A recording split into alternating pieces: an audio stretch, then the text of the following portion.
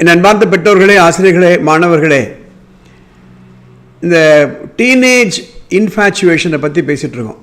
அதாவது 13 வயதிலிருந்து ஒரு 19 வயது வரையில் இருக்கக்கூடிய காலகட்டத்தில் ஆண் பையனுக்கும் ஒரு பெண்ணுக்கும் மனசில் வரக்கூடிய ஒரு கிளர்ச்சி,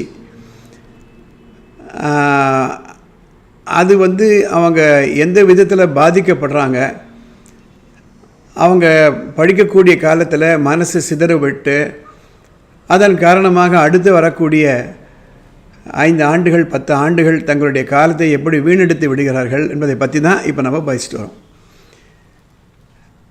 இதில் ஒரே ஒரு விஷயம் நான் சொல்லுவதுண்டு, ஒவ்வொரு காலகட்டத்திலையும் ஒரு பிரச்சனை ஒன்று உண்டு. குழந்தையாக இருக்கும் பொழுது சில பிரச்சனைகள் உண்டு. அதாவது எது செய்யலாம் எது செய்யக்கூடாது அப்படின்றத 100க்கு 100 பெற்றோர்கள் தான் பார்த்துக்கணும். குழந்தைய கீழே விட்டோம்னா அது வாயில் என்ன வேணால் போட்டுக்கும், அதுக்கு தெரியாது. Because the child is experimenting. The child is so curious to know what is around. அது கீழே விழுந்திருக்குது சாக்லேட்டா இல்லை புழுவான்னு தெரியாது. வாயில் போட்டதுக்கு அப்புறம் தான் அதுக்கு தெரியும். தான் தொடக்கூடிய ஒரு பொருள் ஒரு குளிர்ச்சியான ஒரு பொருளாக அல்லது ஒரு சூடான பொருளாக தெரியாது. தொட்டப்புறம் தான் அதுக்கு தெரியும். அந்த அனுபவம் வந்த உடனே மறுபடியும் அது தொடாது. ஒரு எறும்பு கட்டெரும்பு போகிறது அப்படின்னா அந்த குழந்தை உடனே அந்த கட்டெரும்பை எடுக்க பார்க்கும். இளங்கன்று பயமறியாதுன்னு சொல்லுவோம். அந்த கட்டெரும்பு கடிச்சதுக்கப்புறம் அந்த கருப்பு நிறத்தில் எது இருந்தாலும் தொடாது. அப்போது எந்த அளவிற்கு பெற்றோர்கள் இந்த குழந்தைகளை ஜாக்கிரதையாக பார்த்துக்கணும் அப்படின்றது இந்த பெற்றோர்களை பொறுத்து தான். அதாவது we should ensure that the environment is safe. அப்படி இந்த குழந்தை வளரும் பொழுது ஒவ்வொரு பருவமாக வளரும் பொழுது பலவிதமான பிரச்சனைகள்லாம் வரும். அந்த பிரச்சனைகள் பள்ளிக்கூடங்களில்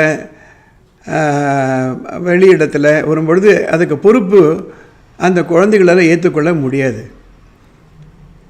ஏன்னா அதுக்கு உண்டான அனுபவம் கிடையாது, அதுக்கு உண்டான மனப்பக்குவம் கிடையாது.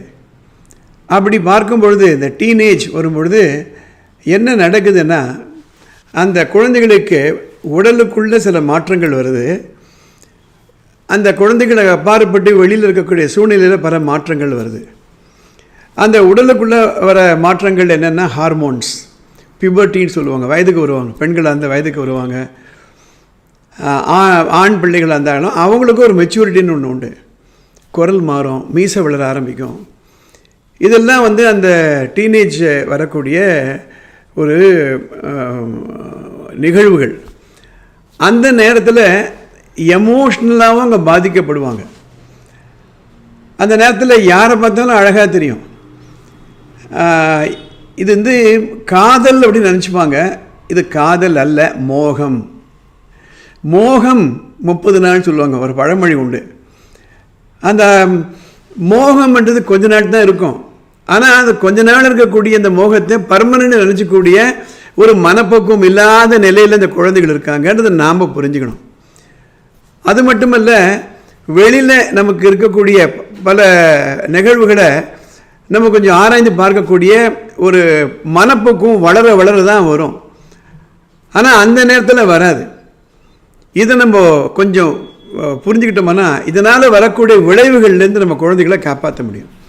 நான் ஏற்கனவே சொன்னேன், இந்த 13 வயதிலிருந்து 19 வயதில் இருக்கக்கூடிய இந்த டீனேஜ் என்ற காலகட்டத்தில் மனசிதறல் வந்தாச்சுன்னா எப்படி நெல் அந்த பால் கட்டும்பொழுது ஒரு காற்றோ அல்லது ஒரு மழையோ வந்தால் அதெல்லாம் அப்படியே ஒரு கருக்காவாயிடுமோ, அது மாதிரி வாழ்க்கையே போயிடும். நான் என்னுடைய பர்சனாலிட்டி டெவலப்மெண்ட் வகுப்புள்ள குழந்தைகள்கிட்ட சொல்லுவேன், இந்த 15 ஆண்டுகளை நீங்கள் தாராளமாக உங்களுக்கு சாதகமாக பயன்படுத்தி கொண்டு உங்கள் நேரத்தை பயன்படுத்தி கொண்டு மனசை கட்டுப்படுத்திக்கலாம். எந்த 15 ஆண்டுகள்? 6 வயதில் ஆரம்பித்து 15 ஆண்டுகள். ஏன்னா 6 வயசில் தான் அவரை குழந்தை கொண்டு போய் நம்ம ஃபஸ்ட் ஸ்டாண்டர்டில் சேர்க்குறோம். அந்த 15 ஆண்டுகள் நீங்கள் ஜாக்கிரதையாக பார்த்துட்டிங்களன்னா அடுத்த 85 ஆண்டுகள் காலம் உங்களுக்கு பயனுள்ளதாக இருக்கும். அந்த 15 ஆண்டுகள் கோட்டை விட்டால் 85 ஆண்டுகள் காலி. இதை எடுத்து சொல்லணும், தினம் எடுத்து சொல்லணும், எடுத்து சொல்லணும். ஏன்னா ஏற்கனவே சொன்னேன் நான், இன்றைக்கு 9வது வகுப்பிலிருந்து அந்த ஹியூமன் ப்ரொடக்டிவிட்டி சிஸ்டத்தை சொல்லி கொடுத்துட்றாங்க. ஏன்னா இதெல்லாம் தெரியாத பொழுது எது குட் டச்சு எது பேட் டச்சு அது பசங்களுக்கு தெரியாது. விபரீதமான விளைவு வந்த பிறகு தான் அந்த பெண்ணுக்கே தெரியும் தான் தப்பு பண்ணிட்டோம் என்று. இதில் முக்கியமாக நம்ம என்ன செய்யணும் அப்படின்னா, இந்த ஏஜில் தான் நம்ம குழந்தைகளோட அதிக நேரம் நம்ம பேசணும். ஒரு பெண் குழந்தையாக இருந்தால் என்ன ஆகும், நல்லா பேசிகிட்டே இருப்போம், கலகலகலன்னு பேசிகிட்டே இருப்போம், அப்பா அம்மாவோட பேசிகிட்டே இருப்போம். அந்த ஒரு 12 வயசு 13 வயசு வரும்பொழுது பேசத்தே நிறுத்திடுவோம். நாம் நினச்சிட்டு இருப்போம், என்னெல்லாம் நல்லா பேசிகிட்டு இருந்தா இப்போ பேசுறது இல்லை அப்படின்னு நம்ம சொல்லுவோம். இது இயற்கை. அப்போ அந்த குழந்தைகளுடைய வெளியில் சொல்ல முடியாத சில டயலாக்ஸ் எல்லாம் உள்ளே வந்துக்கிட்டே இருக்கும் அந்த குழந்தைக்கு.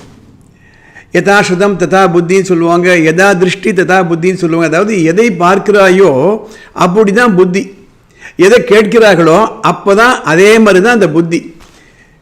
இந்த நேரத்தில் அவங்க எதை கேட்குறாங்க எதை பார்க்குறாங்கன்னு நாம் பார்க்கறது கிடையாது, நமக்கு எடுக்கிறது கிடையாது. அவங்க எல்லாருக்கும் ஒரு மொபைல் ஃபோனை வாங்கி கொடுத்துட்றோம். மொபைல் ஃபோன் வாங்கி கொடுத்துட்டு இதுக்கு இயர்ஃபோன் வாங்கி கொடுத்துறோம். அவங்களுக்கு ஒரு பாஸ்வேர்டு போட்டு கொடுத்துறோம். அதில் 10ல் 9 குழந்தைகள், நான் என்னுடைய அனுபவத்தை சொல்கிறேன், 40 ஆண்டுகள் அனுபவத்தை சொல்கிறேன். அந்த மொபைலில் யூடியூப்பில் நல்ல ஒரு சயின்ஸை பற்றியோ ஃபிசிக்ஸை பற்றியோ உலக நடப்புகளை பற்றியோ அவங்க பார்க்குறாங்க. நம்மளையே ஏமாற்றிக்க வேணான்றேன். எதை அட்ராக்ட் ஆகும் அப்படின்னா, சினிமா பாடல்கள் தான் அட்ராக்ட் ஆகும். அந்த சினிமா பாடல்கள் ஒரு 40 ஆண்டுகளுக்கு முன்னாடி இருந்த பழைய சினிமா பாடல்களை இப்போ நீங்கள் கேட்டு பாருங்கள், அந்த வரிகள் எல்லாம் பாருங்கள். இப்போ வரக்கூடிய சினிமா பாடல்களை நீங்கள் கேளுங்க, நீங்கள் கேட்க மாட்டீங்க, கேளுங்க. அதுவும் முக்கியமாக இப்போ ட்ரெண்டாக வர சினிமா பாடல்கள்லாம் இருக்குது, அதெல்லாம் கேளுங்க. கேட்டிங்களன்னா நான் அடிக்கடி சொல்லுவது உண்டு, 60 வயசு 50 வயசு உங்களுக்கு காதல் வந்துடும். அந்த அளவுக்கு மனசை தொடர மாதிரி இருக்கும். இவங்க இந்த இமேஜினேஷன் என்ன ஆகும்னா, அந்த பாட்டு பாடுறாங்களே அந்த ஹீரோ அந்த ஹீரோயின் இடத்துல தன்னை வச்சு அவங்க இமேஜின் பண்ண ஆரம்பிச்சிடுவாங்க. அதனால் நான் இந்த பகுதியில் என்ன சொல்ல விரும்புகிறேன் அப்படின்னா, இந்த வயதில் அந்த குழந்தைகள் மனசில் இருக்கக்கூடிய உடலில் வரக்கூடிய மாற்றங்களை நம்ம இனம் கண்டு கொள்ள வேண்டும். எப்படி முதல் 5 ஆண்டுகள் 6 ஆண்டுகள் முழுமையாக 100க்கு 100 அவர்கள் உடலுக்காக நம்ம பொறுப்பு ஏற்றுக்கொண்டோமோ, அதே போன்று இந்த 15 ஆண்டுகள் அவங்க மனதிற்கு நம்ம பொறுப்பேற்றுக்கொள்ள வேண்டும். முக்கியமாக அந்த 13 இயர்ஸ்லேருந்து. இந்த பதிவை நான் முடிவு செய்யறதுக்கு முன்னாடி சில பள்ளிக்கூடங்களுக்கு போயிருந்தேன். அங்கே இருக்கக்கூடிய மாணவர்களை பேசும்பொழுது சில பள்ளிக்கூடங்களில், என்னடா ஒன்றுமா உனக்கு கேர்ள் ஃப்ரெண்ட் இல்லை, என்னடி உனக்கு ஒன்றுமா பாய் ஃப்ரெண்ட் இல்லை, நீ மொக்க என்ற அளவில் கேலி செய்யக்கூடிய அளவில் நம்ம சமுதாயம் இயங்குகிறது. எப்படி ஒரு செப்பல் இல்லாமல் இன் பண்ணிட்டு ஒரு பையன் போனால் ஏன்டா இன்னும் செப்பல் போடலையான்னு கேட்பாங்களோ, அதே போன்று ஒரு ஸ்டேட்டஸ் சிம்பிள் ஆகிடுது. உனக்கு பாய் ஃப்ரெண்ட் இல்லையா, சேட் பண்ணுறது இல்லையா, இந்த சமுதாயத்தில் தான் நம்ம குழந்தைகள் வளர்கிறாங்க என்பதை நம்ம உணர்ந்து கொள்ள வேண்டும். சரி, இது போன்ற ஒரு ஒரு ரிலேஷன்ஷிப்பை பெற்றோர்கள் வளர்த்துக்கணுன்றதை நான் அடுத்த எபிசோடில் நான் சொல்ல போகிறேன். இந்த சேனலுக்கு சப்ஸ்கிரைப் பண்ணாதவங்க சப்ஸ்கிரைப் பண்ணுங்கள், பெல் பட்டன் அனுப்புங்க. இந்த எபிசோடை உங்களுக்கு தெரிஞ்ச எல்லா நண்பர்களுக்கும் அனுப்புங்க. ஏனென்றால் இன்றைக்கு பிரச்சனை வந்த உடனே என்ன செய்யறதுன்னு தெரியாத அளவில் பல பெற்றோர்கள் இருக்காங்க. அடுத்த எபிசோடில் பார்க்கலாம்.